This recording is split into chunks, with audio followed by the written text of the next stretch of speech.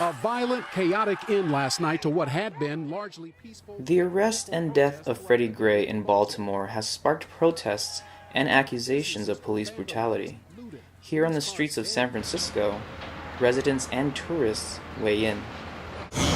Very strange that guy gets his neck broken in police custody. Enraging.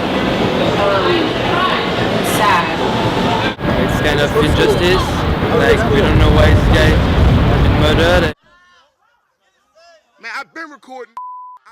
According to the police timeline, Gray was in a transport van within 11 minutes of his arrest, and within 30 minutes, paramedics were summoned to take Gray to a hospital.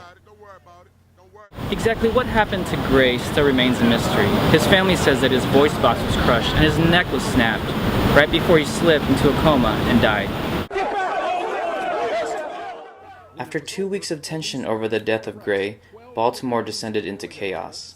Roaming gangs of mostly young men clashed with police in the streets, seriously injuring officers, tore open businesses, and looted their stocks. It's hurting innocent people. You know, like I saw on the morning news that a CVS drugstore was burning. I have no idea how CVS was responsible for his death. Watching the news, like, I could see that a lot of the people in Baltimore are upset, and it seems to be getting to a stage where the sort of city is sort of destroying itself, so it's very sad.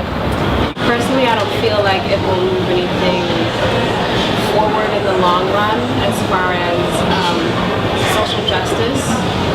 However, like I said, I'm an acting student, so I do believe in the freedom of expression. And I think that although it's violent and it's ugly and it's messy, that it is a way that these people in this community are expressing themselves. And I don't think that that should be, it's not worse than taking someone's life.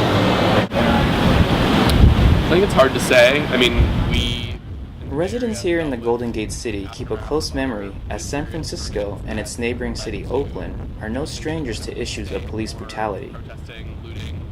Oakland is where I live, and I've seen firsthand a lot of looting and crime happen. But I think in general, I trust the police more or less. I think if I call 911, I'm going to be given the service that I need. But I guess it depends on the year, it depends on the trial that's going on, it depends on what people think of the police. Well, in the UK, for example, our police normally don't carry weapons, so we think that the police are part of the community and are the same as the local people. So. Do I feel safe? No. Do I feel trustworthy of the